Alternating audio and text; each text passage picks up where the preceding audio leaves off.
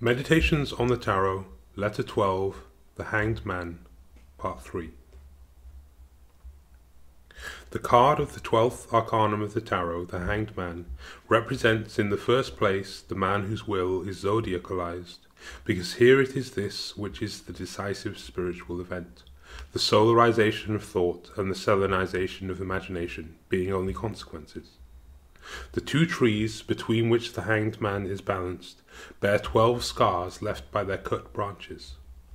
They are 12, these branches, because the zodiac has a 12-fold action and influence, and they are cut because the Hanged Man is beyond their action and influence, and because their essence is in him. The 12 branches are cut and inactive outwardly, having become the will of the Hanged Man, the zodiacalized will, as we have said. The Hanged Man has absorbed the zodiac. He has himself become the zodiac. He is the 13th, in whose will the 12 servants of God, who are the 12 channels of his will, are present. For 12 is the number of modalities of the will and its action. 7 is the number of basic modalities of feeling and imagination. 3 is the numerical law of thought and word. And 1, lastly, is the number of the self who thinks, feels, and wills. The monad therefore reveals itself through the trinity underlying thought and word, through the septenary underlying feeling and imagination, and through the duodenary underlying will and action. The sum of the numbers of reality, 1, 3, 7, and 12, is 22. Translator's note. In the German translation of this book, the following explanation is given. The sum of the numbers of reality, 1, 3, 7, and 12, is 22, and not 23, since one transcends the other and includes them in itself. This is the true reason for the fact that there are 22 major arcana of the tarot, and no more or no less, because the author, or authors, if we think in terms of collaboration from the vertical dimension of 3 superimposed worlds, of the tarot proposed to give articulated symbolic expression only to things which count. And how could he count less or more than 22? Could he omit the monad, the fundamental unity behind the worlds of the macrocosm or God, and the fundamental unity behind the states of consciousness of the macrocosm or the soul? Could he pass by the Holy Trinity of God the Creator, Saviour and Sanctifier? Or could he pass by the Trinity of the human being, who is by analogy an image of God in his spiritual, soul and corporeal being? After that, could he neglect or remain blind to the action of the Trinity in the 4 elements, radiation, expansion, mobility and stability, or fire, air, water and earth? And after having taken account of the action of the Trinity in the quaternary of elements, how could he not pay attention to the real manifestation of the action of the Trinity through the quaternary, i.e. the 3 times 4, or 12, modalities of action, being the 3 modalities of action of the Trinity through the 4 means of realizing it? Not being able to suppress any of the 4 members of the sacred name, or tetragrammaton, which comprises 4 members or numbers, 1, 3, 7, and 12, the author of the tarot conceived and designed the 22 arcana. But 22 is 4, and 4 is 3, revealing 1. The tarot is therefore unity elucidated in 22 symbolic ways. Concerning the Hanged Man, the 12 branches of the 2 trees between which he balances are cut. This means to say, or indicate, that he has reduced the 12 to 1, and that it is himself, the Hanged Man, who is the sole manifestation of it. He has, so to say, swallowed the zodiac, which amounts to the fact that his will has become identical with the will of the divine, which manifests itself in 3 times 4 ways. He bears in himself, or rather he is born by it, the synthesis of the 12 modalities of action of divine and fundamental will. This is what is meant by reducing the 12 to 1. It is to be hanged, it is to be upside down, and it is to live under the sign of celestial gravitation instead of that of terrestrial gravitation. We have said the Hanged Man is the 13th. Now, to be the 13th can signify 2 things, either the reduction of the 12 to 1, and then the Hanged Man represents the fundamental unity of the 12 modalities of will, or else the crystallization of a 13th synthetic element. In the latter case, it would be a matter of a skeleton, which is the last synthetic crystallization of zodiacal will, and which is both the principal and concrete image of death. As death and its relationship to the skeleton will be the subject of the following letter on the 13th Arcanum of the Tarot, Death, I ask you, dear unknown friend, to remember the context of the two problems, as indicated here, namely the problem of the identity of the individual will with divine will, and the problem of attraction from above in its double aspect of ecstasy and death. For it is both in ecstasy and in the case of natural death that the zodiacalization of the will takes place. With respect to the hanged man, he represents the first alternative, i.e. the fundamental unity of the 12 modalities of divine will, which are the effective and final causes of radiation, expansion, mobility and stability, spiritual, psychic and material. One finds a profound and breathtaking feeling of these cosmic depths in the cosmogenic hymn of the Rigveda. It awakens in the meditant at least a feeling of the profundity of the fundamental cosmic incentive towards, or feeling for, zodiacality. The hymn is as follows. At first there was neither being nor non-being, no kingdom of air, no sky beyond it. Who straddled what and where? Who gave shelter? Was water there, unfathomed depth of water? There was no death then, nor immortality. No sign of stirring, no curtain of day or night. Only one thing, breath, breathed, breathing without breath, nothing else, nothing whatsoever. Also there was darkness, darkness within darkness, the darkness of undiscriminated chaos. Whatever existed then was void and formless. Then came the stirring of warmth, giving shape. Then rose desire, the primal seed, the germ of spirit. The searching sages looked in their hearts and knew. Being was a manner of non-being, and a line cut being from non-being transversely. What was above it and what below it? Only mighty makers, mighty forces, action flowing freely and a fund of energy. Rigveda X 129. This is what a Hindu soul felt one starry night more than 30 centuries ago in beholding the universe. Is it not a commentary on the natural mysticism, fiat lux, let there be light, of Genesis? It is this profound sphere from whence the anonymous author of the Vedic hymn drew his inspiration, in which the hanged man participates through his will. He is the link between being and non-being, between darkness and created light. He is found suspended between the potential and the real.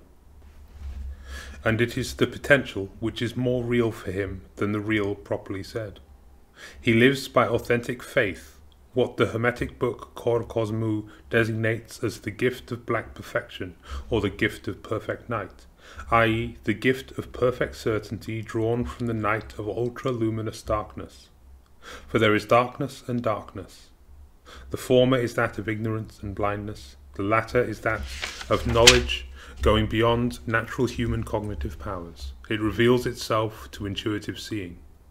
It is ultra-luminous in the same sense that ultraviolet rays go beyond the human eye's scale of natural visibility.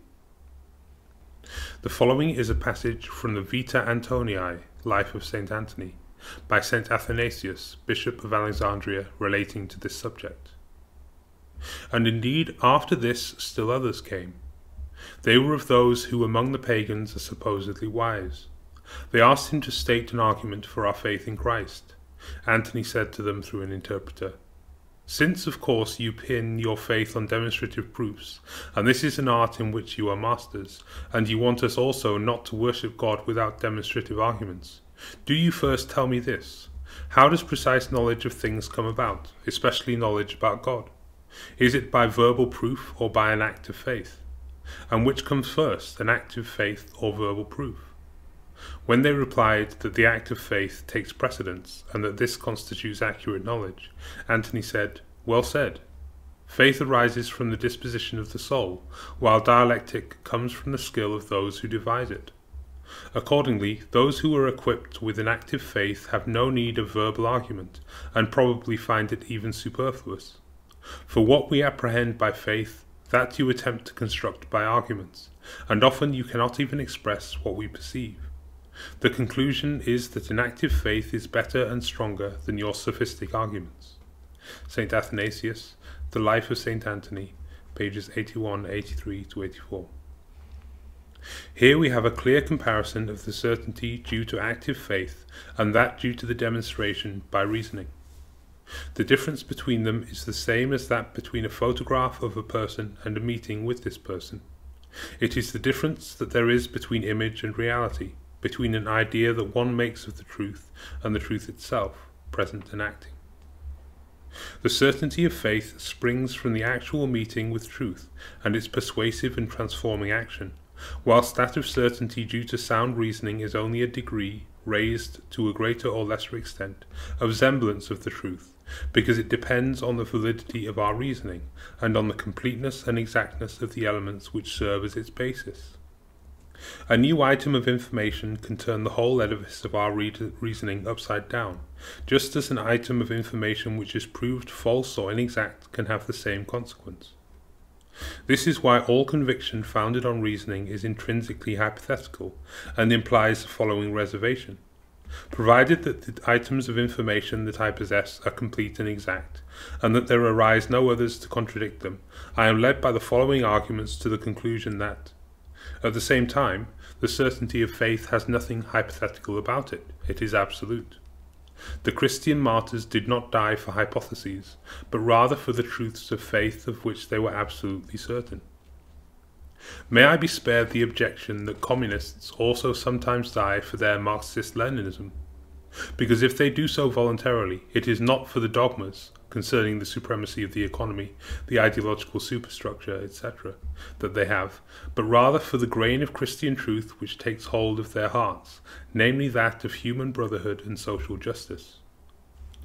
Materialism as such does not have and cannot have martyrs, and if it seems so, then those whom materialism accounts as such, truth to tell, bear witness against it, for their testimony is as follows. There are values higher than economics, higher even than life, because we sacrifice not only material goods, but also our very lives. Such is their testimony against materialistic Marxism. Now follows their testimony against Christianity. We have lost the fullness of faith, there remains to us only a grain, but even this grain which remains is so precious that we give our lives for it. And you who have fullness, what is your sacrifice for it? Such is their testimony against Christianity, in so far as the latter is also materialistic. For there is doctrinal materialism alongside the will influenced by faith, and there is, on the other hand, doctrinal spiritualism alongside the will influenced by materialistic interests. It is this duality which produces heresies and sects. Thus the adherents to Arianism denied the divinity of Jesus Christ, not because of it being contrary to reason, but rather because it seemed to them contrary to reason as a consequence of the fact that their will was opposed to it. The Messiah that they wanted was the Messiah wanted by Jewish orthodoxy. For this reason, just as the latter rejected the Christ and had him crucified, accused him of having made himself the Son of God, the Jews answered Pilate, "We have a law, and by that law he ought to die, because he has made himself the Son of God." John 19:7. So did the followers of Arius advance the same accusation against the Church in declaring that it had made him the Son of God. The Arianists were in no way less instructed or less intellectually endowed than the Orthodox believers. What they were lacking was the will illumined by revelation from above, i.e. authentic faith. It remained such as it was before Jesus Christ, such as it lived and acted in Jewish orthodoxy. In fact, the Arianists wanted another Messiah, and, being Christian, they applied themselves to changing the Messiah so as to conform to their pre-Christian will. Yet in the case where the will perceives the revelation from above, and understanding follows this up, as in the case of the hanged man, certainty is absolute and no heresy could result, if we understand by heresy doctrines or maxims of prejudice to the cause of salvation, or incompatible with the truths of faith. The hanged man can certainly be accused of heresy, but he can never be its perpetrator. His element is authentic faith, And how could authentic faith or divine action in the human will engender things contrary to itself? Do you know what the ex cathedra infallibility of the Pope in matters of doctrine and morality is? It is that he finds himself in the condition of the hanged man when he makes a declaration ex cathedra, i.e. in the condition of the hanged man, concerning things of faith and morality. It is the condition in which the Apostle Peter was when he was able to say, "You are the Christ, the Son of the living God," and of which the Lord said in reply, "Flesh and blood has not revealed this to you, but my Father who is in heaven."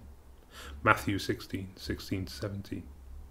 And just as a stone does not have its own motion, and can only be a moved object, so is the will of he who is found in the condition of the hanged man deprived of its own movement, and can only be moved from above. This is one side of the mystery of infallibility in things of faith and morality. It is the arbitrary, paralyzed, and reduced to nothing, the state of the stone, which safeguards the infallibility of judgment in this domain. It is, above all, a matter of the elimination of the source of errors, for, as a rule, the Roman pontiff, making an ex cathedra statement, does not do so as a prophet, but as a pontiff. The whole mystery of infallibility has, without doubt, still other aspects, including what we discussed in the 5th letter on the 5th arcanum of the tarot, the Pope, and still greater depths. But the aspect which is presented in the light of the arcanum, the hanged man, is of a nature to bring to bear the most clarity on the problem in question, this arcanum being that of authentic faith. Now, authentic faith brings with it absolute certainty, above all when it is not limited to the will alone, but succeeds in making understanding and imagination also participate in its experience. Then the soul becomes the seat of a kind of Christian faith-wisdom symbolism, similar to the faith-wisdom symbolism of the Zohar, i.e. that of the Jewish Kabbalah. The latter is then to the former as the Old Testament is to the New. And just as the Old Testament and the New Testament together comprise the Holy Scripture, so do the Jewish Kabbalah and Christian faith-wisdom symbolism together constitute Christian Hermeticism. Just as in Christian theology one would not dispense with the Old Testament, similarly in Christian Hermeticism one would not dispense with the Kabbalah. This is the law of continuity of the living tradition, or the commandment, "Honor thy father and thy mother." The mother of Christian Hermeticism is the Kabbalah, and its father is Egyptian Hermeticism, the Hellenistic writings of which we have received under the title Corpus Hermeticum, comprising 29 or more treatises. The Corpus Hermeticum, works attributed to or inspired by Hermes Trismegistus, is the Egyptian Hellenistic counterpart to the Jewish Zohar and the Jewish Kabbalah in general. Certainly it is not a matter of borrowing, which is, moreover, always sterile, the method of historical and philological science, because although Moses was instructed in all the wisdom of the Egyptians, Acts 7:22, he nevertheless had a real and authentic meeting with the angel of the Lord, who appeared to him in a flame of fire out of the midst of a bush, Exodus 3:2. It is this meeting which was the commencement of his mission. No, things actually experienced cannot be borrowed. They follow one another, as human generations follow one another, and are linked only by the profound ties of heredity, i.e. the continuity of the life of tradition through effort, problems, aspirations, suffering. Just as one generation passes to another the organs of knowledge and the vital impulse with respect to their use, so the stages in a spiritual tradition such as that of Egypt, Israel, Christendom, are, so to say, incarnations of new souls who inherit only the organs and the impulse, body and blood, of their predecessors. Israel is a new soul in comparison with Egypt, and Christendom is a new soul in comparison with Israel. But Egypt aspired to the God of gods and succeeded in achieving a high knowledge, even authentic faith of God, as the writings of the Corpus Hermeticum prove. Israel had intercourse with this God through the intermediary of Moses and the prophets. Lastly, concerning Christianity, God was made flesh. From the sanctuaries of Egypt, through the desert of Sinai, to the cross of Calvary, there is a way, the way of divine revelation on the one hand, and the historical way of monotheism in human consciousness on the other hand. Christianity in no way borrowed the idea of the Messiah from Judaism, for Jesus Christ was not an idea, but rather the incarnation of the Word and the fulfillment of the hope of Israel. And the God of Moses and the prophets was no more borrowed from the sanctuaries of Egypt, for the clouds, the lightning and thunder on Mount Sinai where he was revealed are not things that can be borrowed. And the vision of creative God in the Egyptian sanctuary, described in the Hermetic treatise Poemander, is not borrowed from anyone. Its introduction is as follows. My thoughts being once seriously busied about the things that are, and my understanding lifted up, all my bodily senses being exceedingly holden back, as it is with them that are very heavy of sleep, methought I saw one of an exceedingly great stature, and an infinite greatness call me by my name, and say unto me, What wouldest thou hear and see? Or what wouldest thou understand to learn and know? Poemander 1, Book 2, in the Divine Poemander of Hermes Mercurius Trismegistus, page 7. It is therefore evident that it is a matter of spiritual experience, and not of any teachings transmitted by word of mouth. A living tradition is not a current of word of mouth, but rather a series of revelations and endeavours. It is the biography of authentic faith. Authentic faith, the condition of the hanged man of our Arcanum, thus differs from knowledge due to reasoning in that it possesses absolute certainty, whilst reasoning results only in relative certainty. However, reasoning is not the only method of knowledge. There are also so-called occult or supernormal methods of knowledge. I have in mind the diverse forms of clairvoyance, corporeal, psychic and spiritual. What is the relationship, therefore, between authentic faith and the experiences of clairvoyance? It is necessary to say, first of all, that the whole domain of supersensory experiences is divided into two intrinsically different parts, namely into that of perception of what is outside of the soul, horizontal perception, and that of revelation of what is above the soul, or vertical revelation. The latter is trans-subjective, and the former is extra-subjective, or objective. Saint Teresa called them imaginary vision, i.e. imaged, and intellectual vision, i.e. non-imaged. The following is an example of intellectual vision. One day when I was at prayer, it was the feast day of the glorious St. Peter, I saw Christ at my side, or to put it better, I was conscious of him, for I saw nothing with the eyes of the body or the eyes of the soul. He seemed quite close to me, and I saw that it was he. As I thought, he was speaking to me. Being completely ignorant that such visions were possible, I was very much afraid at first, and could do nothing but weep, though as soon as he spoke his first word of assurance to me, I regained my usual calm, and became cheerful and free from fear. All the time Jesus Christ seemed to be at my side, but as this was not an imaginary vision, I could not see in what form. But I most clearly felt that he was all the time on my right, and he was witness of everything that I was doing. Each time I became a little recollected, or was not entirely distracted, I could not but be aware that he was beside me. In great trouble I went at once to my confessor to tell him about this. He asked me in what form I had seen him, and I replied that I had not seen him. He asked me how I knew it was Christ, and I replied that I did not know how, but that I could not help being aware that he was beside me, and that I had plainly seen and felt it.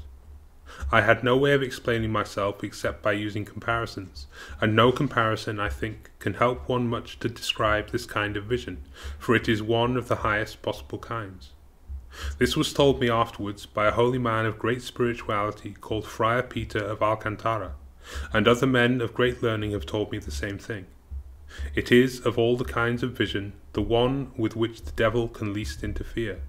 For if I say that I do not see him with the eyes of the body or the eyes of the soul, because this is no ordinary vision, how then can I know and affirm that he is beside me with greater certainty than if I saw him?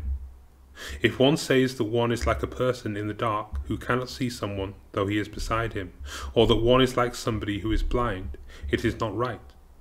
There is some similarity here, but not much, because a person in the dark can perceive with other senses, or hear his neighbour speak or move, or can touch him. Here this is not so, nor is there any feeling of darkness. On the contrary, he appears to the soul by a knowledge brighter than the sun. I do not mean that any sun is seen, or any brightness, but there is light, which, though unseen, illumines the understanding so that the soul may enjoy this great blessing, which brings very great blessings with it. Then my confessor asked me, "Who said that it was Jesus Christ?" I answered, "He often tells me so himself, but before ever he said it, it was impressed on my understanding that it was he. And even before that, he used to tell me he was there when I could not see him. The Lord is pleased to engrave it so deeply on the understanding that one can no more doubt it than one can doubt the evidence of one's eyes." The Life of Saint Teresa, pages 187 to 189. And the following is an example of imaginary vision. One day when I was at prayer, he was pleased to show me his hands only. Their beauty was beyond description. This put me in great fear. A few days later I saw that divine face also, which seems to leave me completely entranced. I could not understand why the Lord was revealing himself to me gradually like this, since he was afterwards to grant me the favour of seeing him whole. Once when I was at Mass on St. Paul's Day, there stood before me the most sacred humanity, in all the beauty and majesty of his resurrection body, as it appears in all the paintings. Although this vision was imaginary, I never saw it or any other with the eyes of the body, but only with the eyes of the soul. Those who know better than I say that my previous vision was more perfect than this one, while this in its turn is much nearer to perfection than those that are seen with the eyes of the body. If I were to spend many years imagining how I could invent anything so beautiful, I could not do it. I should not know how to begin, for in its whiteness and radiance alone it exceeds anything that we can imagine. It is not a dazzling radiance, but a soft whiteness and infused radiance, which causes the eyes great delight and never tires them, nor are they tired by the brilliance which confronts them as they look on this divine beauty. It does not matter whether they, the eyes, are open or closed. If the Lord wishes us to see it, we shall do so even against our will. Ibid 196 to 198. These examples suffice to give a clear idea of the nature of the trans-subjective experience, or intellectual vision, as Saint Teresa calls it, and of the extra-subjective experience, or imaginary vision. The former is the projection in the soul of a spiritual experience which takes place above it. The soul itself perceives nothing. It can only react to what the spirit experiences, which makes it participate in the fruits of its experience. It is trans-subjective because the revelation itself takes place neither outside nor within the soul, but rather above it, i.e. in the spirit. In this way it happens that the soul has certainty as if it had seen without having seen, and as if it had heard without having heard. It is the spirit which projects into it certainty of its certain experiences. It is the spirit which sees, hears, and touches in its own way, and which infuses the soul with the fruits of its experience, a certainty equal to, or even higher than, that which the soul would have if it had seen, heard, and touched itself.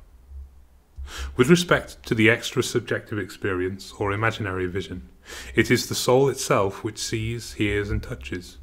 It sees outside of itself, but with the eyes of the soul, i.e. not as a hallucination of the bodily senses, but rather as imagination moved from outside instead of being moved by its own arbitrariness.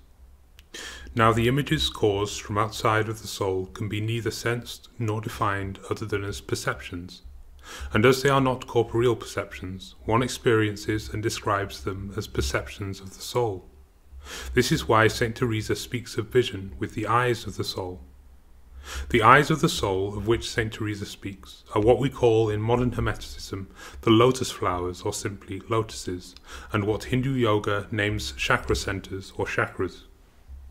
The higher lotuses, the 8-petaled, 2-petaled, and 16-petaled, are organs which are made use of by the spirit, i.e. either the human spirit alone, or the human spirit united with the divine Holy Spirit, or, lastly, the human spirit united with another human or hierarchical spirit through and in the Holy Spirit, in the case of revelation from above, i.e. in the case of Saint Teresa's intellectual vision. The lower lotuses, the 10-petaled, 6-petaled, and 4-petaled, are the organs of horizontal perception, i.e. Saint Teresa's imaginary vision. Concerning the heart, i.e. the 12-petaled lotus, it participates in the two kinds of vision, or, if you wish, it possesses a third kind of clairvoyant perception, which is the synthesis of the other two. For the heart is the centre or lotus of love, where, truth to tell, it is no longer a question of above or outside, or even of above and below, because love abolishes all distances and all distinctions of space, even distinctions of spiritual space, and has the power to make all things present. It is thus that God is present in a heart glowing with love. The heart perceives diverse presences as impressions and nuances of spiritual warmth. It is thus that the hearts of the two disciples going to Emmaus recognized the one who went on the way with them before their eyes and their understanding did, and who said to one another after their eyes opened and they recognized him, "Did not our hearts burn within us while he talked to us on the road, while he opened us to the Scriptures?" Luke 24:32. The heart burning in diverse ways, this is the kind of vision and spiritual knowledge which is proper to the heart. Dear unknown friend, be attentive to your heart and towards the nuances of intimate warmth which arises from its depths. Who knows who may go on his way with you without your eyes and your understanding surmising it? Now, the three higher lotuses are above all those of infused certainty or imperceptible light, and these are the principal instruments and not sources, of intellectual vision or trans-subjective revelation.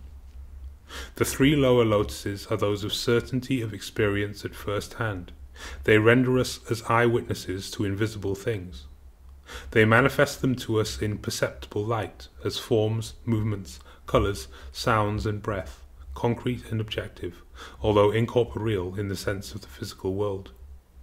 And the central centre, the heart or 12-petaled lotus, gives us the certainty of authentic faith, that which was born in the fire of Emmaus, through which the immediate presence of entities who want to go on the way with us is manifested. This fire contains at the same time both the imperceptible light of intellectual vision and the perceptible light of imaginary vision in their synthesis, which we call here the fire of Emmaus. In addition to these two or three kinds of supersensible experience, there is still another which often passes for spiritual, but which in reality is not. I have in mind the clairvoyance which is due either to over-refinement of the senses or to their hallucinatory function. Saint Teresa of Avila also mentions it in the text of her autobiography, from which we have quoted above. She says notably that those who know better than I say that my previous vision, the intellectual, was more perfect than this one, the imaginary, while this in turn is much nearer to perfection than those that are seen with the eyes of the body. Ibid, page 197. It seems that it was generally admitted amongst those who know, from the 16th century, that there are, in addition to intellectual vision and imaginary vision, visions that are seen with the eyes of the body, i.e. visions due either to over-refinement of the senses or to hallucination. Therefore the fact was known then, as it is today, that there are people who can read a letter put in an envelope, see a playing card of which only the reverse is shown to them, see coloured light around people, animals and plants, auras, etc. On the other hand, it was known, as it is known today, that the senses can function in two directions, that they can receive impressions from outside, and that they can project expressions of the soul outside. In the latter case, it is a matter of hallucinations. Now, there are illusory hallucinations and revelatory hallucinations. All depends on what the soul exteriorizes through the channels of the corporeal senses. It is therefore quite possible, and in fact happens from time to time, that the soul transforms authentic and true perceptions into hallucinations, i.e. that it projects from the psychic and even spiritual plane onto the physical plane. It is then an illusion with respect to the physical plane, but it is at the same time a revelation with respect to the higher plane to which the original of the hallucinated copy belongs. Hallucination and illusion are not synonyms. When Martin Luther, as it is recounted, threw an inkpot at the figure of a demon, or the devil himself, as tradition would have it, which appeared to him, without doubt he acted under an illusion with respect to the plane, the inkpot not being on the same plane as the demon. But should one conclude from this that the demon was in no way present, that there was nothing there, and that it was all only a trick of the imagination, without cause or reason? No, just as there is hysteria due to illusion, and hysteria based on truth, as for example in the case with stigmatas and wounds from the crown of thorns, which manifest themselves on the bodies of people who have had spiritual experience of the Lord's Passion, so also there are illusory hallucinations, due to fears or immoderate desires, and revelatory hallucinations, i.e. hallucinations of the truth. Let us now return to the question concerning the relationship between authentic faith and the experiences of clairvoyance, between the condition of the hanged man and the condition of the seer. It follows from the preceding that authentic faith is above all the burning fire of the heart, which thus bears a witness to spiritual reality. The light which accompanies it is due to revelation from above, by means of the 3 higher lotuses, which is, following Saint Teresa, the grace and favour of intellectual vision. Concerning imaginary visions, and still more strongly so for visions due to over-refinement of the senses, or to their inverse functioning, not in the normal direction, external world, brain, but in the reverse direction, brain, external world, which takes place in the case of hallucination. They are in no way sources of authentic faith, and possess no more value than what authentic faith, moral conscience, and, should it arise, reasoning are able to attribute to them. In any case, authentic faith precedes them, if they signify a revelatory contribution to the spiritual life of the soul.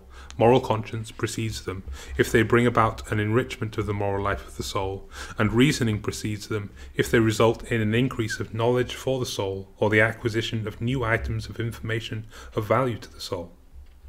For what one sees or hears must be understood, and one cannot understand without the revelatory imperceptible light and Emmaus fire. One can also not understand and appreciate their value without the work of reasoning, if it is a matter of gaining items of information of a kind to augment knowledge. Reasoning is bound to compare the items of information furnished by clairvoyant experience, to classify them, and to look for relationships between them, in order, lastly, to draw conclusions from them. Clairvoyant or not, all empirical experience is necessarily hypothetical. It is only authentic faith which has absolute certainty. Thus, dear unknown friend, important above all else is the authentic faith of the fire of Emmaus, then the same faith illumined by the imperceptible light from above of intellectual vision, after which all will profitably serve your soul, both imaginary visions and visions due to over-refinement of the senses, experience of the senses, moral and logical reasoning, the study of all the sciences, and even hallucinations if they appear without you having arbitrarily sought and provoked them. Do not scorn anything or reject anything if you have authentic faith. It is this and this alone which renders everything truly useful, and which gives them value which they would not have without it.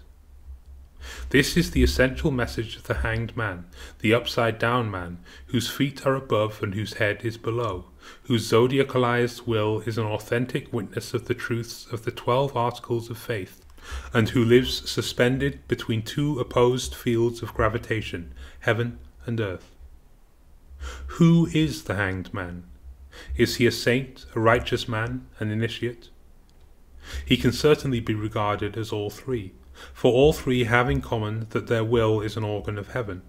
But what he is most especially, what he represents individually, is neither sanctity, nor righteousness, nor initiation, but something which is their synthesis. The hanged man is the eternal Job, tried and tested from century to century, who represents humanity towards God and God towards humanity. The hanged man is the truly human man, and his lot is a truly human one.